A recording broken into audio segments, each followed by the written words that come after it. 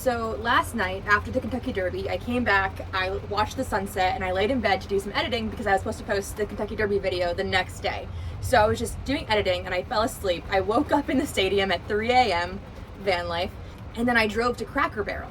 And I just went back to sleep, woke up, did more editing, was minding my own business. When it starts pouring, the van starts shaking. I can literally, like the lightning, like the thunders.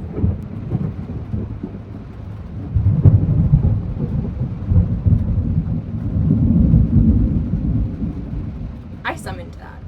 You can't tell me otherwise. If you didn't watch my Kentucky Derby video, I had a great time. It was amazing. On my way home, it started downpouring, hailing. It's hailing right now. Everything that I had got ruined. Look at this program book. It's done for. It's over. My dress soaked, my hair soaked. I literally went to sleep and didn't pull out my hairpiece yet. We're literally still in yesterday. Like, I am not put together.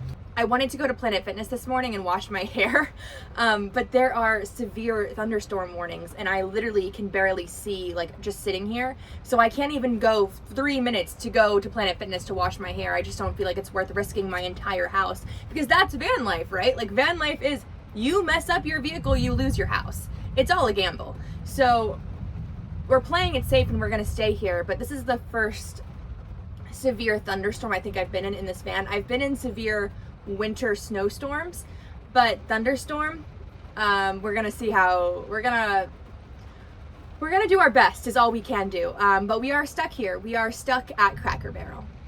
What a life.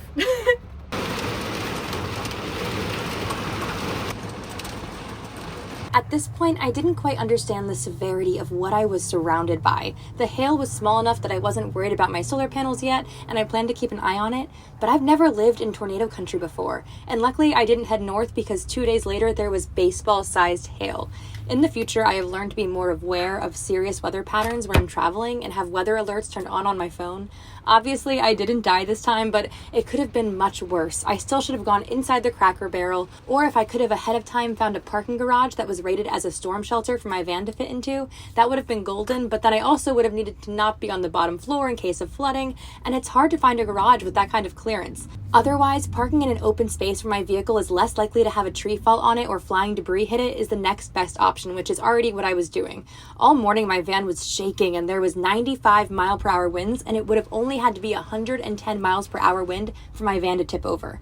I look back on this video and think it's crazy that at points throughout this morning, there were 6 tornadoes happening in areas around me. But this was actually all crazy foreshadowed because a few days prior, I had just interviewed a friend for my podcast and he told me this story. So is van life everything that you thought it would be? Is it very different? What are some things that matched your things that did not match your expectations? I mean, it's kind of an insane lifestyle. It's like, oh my God, there's so many hilarious inconveniences that in the moment, they're not hilarious. Even the time when I woke up in the middle of 2 converging tornadoes at a Cracker Barrel in Oklahoma City, that was a story. Around Cracker Barrel, and debris is flying everywhere, all over the Cracker Barrel parking lot, from like sticks to twigs to pieces of metal to all this. There's a tornado coming. Run to the front of the van. I put on this like cardigan and I'm in my underwear. I turn the key over. I'm zooming down, I'm getting out of the Cracker Barrel parking lot. As soon as I take turns, as soon as I make my turns just to get on the freeway, of course I hear, clank, splat, everything. I look in the back and everything is just like falling everywhere. And I'm driving and cars are parked under underpasses, and I'm driving south, to get away from the converging tornadoes. And then I'm in Norman, Oklahoma, and I'm like, I'm safe. And then I rest for 2 minutes and I see ding, ding, ding, tornado, Norman, Oklahoma. And I was like, no. And then I'm like, okay, let me drive further south. But my map was flipped and it told me that south was north. No, that north was south. So I was actually driving north back into the tornado. And I was like, why is this getting worse? Like, why does it feel apocalyptic now? And I realized, okay, I'm driving into the tornado. So I turn around again on the freeway and I park in the back of a Home Depot, and there were no windows or anything like that. And I just like took shelter in the van. So if you're living in a van or thinking about living in a van, definitely check the weather wherever you are. make sure you're in a climate, that's not going to have a tornado at 2 in the morning. That said, I love it. And it's the best lifestyle ever. And I'm so happy to be living in this van. And I'm so stoked to be living in a bus. And maybe that makes me insane, but maybe we all are. And if that's the case, then, cheers. So I definitely should have learned, but luckily I wasn't off grid or things could have been much scarier because instead of finding shelter, I was busy being distracted by this. So apparently I must not have closed this door all the way because there is water dripping down and not that small of amounts. So my options are either to open this door and have all of the rainwater just come in like crazy just to make this stop overall, or to just continue to let it drip. The rain's supposed to stop at like 12 and that's 2 hours away. I don't know, I've never been in this situation before, so I'm not sure if I want to open it or not, but my hand's just wet just from that. So put a blanket here to kind of catch the water coming down, but wow, that's wet. That's dripping wet. That's only been there for like 5 minutes. Okay, guys, what do we do? Also, please ignore how dirty my floor is. What do we do, guys?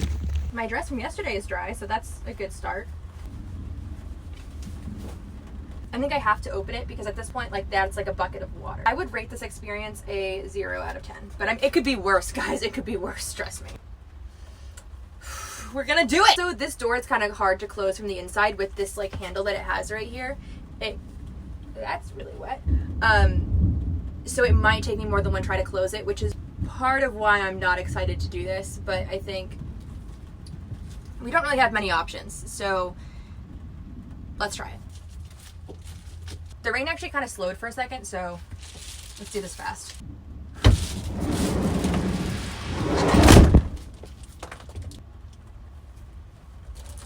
All right, so we're gonna see if that worked or not. But also, this thing got stuck because I was doing it so fast. So it's gonna be soaked when the door actually opens again. But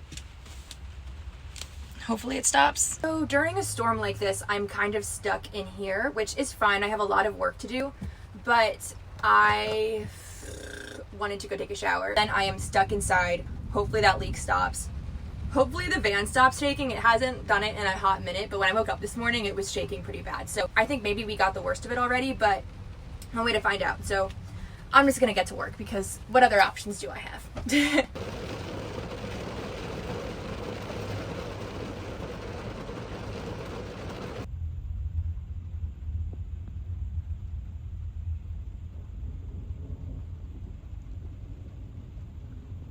So good news, it looks like the drip, the leak, whatever you want to call it, stopped once I reclosed the door. This is still soaking wet, so I put the towel back down on the floor.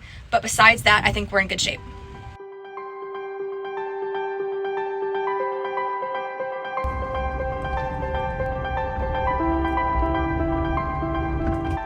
So the weather is cleared up, so despite my massive headache, we're gonna go start our chores for the day.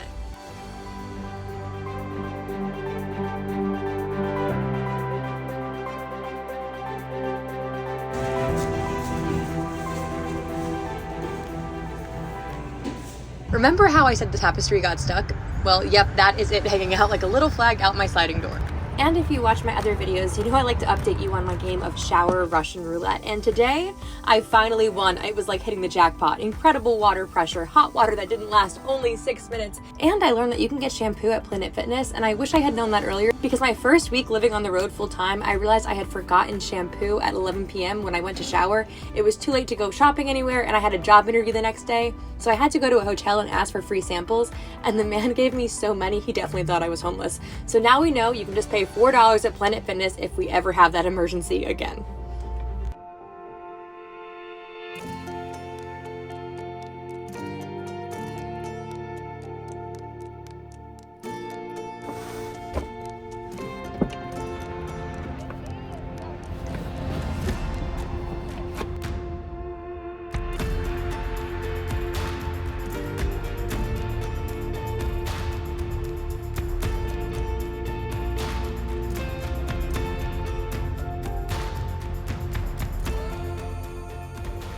And my last errand of the day was to do my laundry at the laundromat. I just take in my whole laundry bag and get quarters at one of their machines. Today I had to do 2 loads, which cost me a total of $9.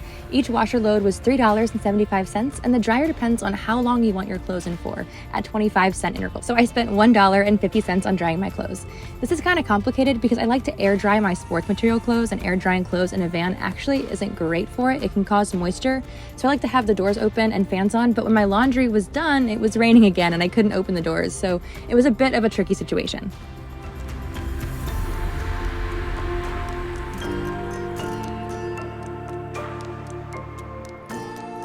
But if I had to summarize my day, I would say living in a van is like a box of chocolates. You never know what you're gonna get. Every day brings a new twist, and sometimes that twist is a literal twister. But overall, just like my friend said, I wouldn't trade this lifestyle for anything. I love the craziness, I love the ups and downs, and it always keeps me on my toes. So what could have been a normal, mundane day of chores became a crazy adventure. I'll see you next week.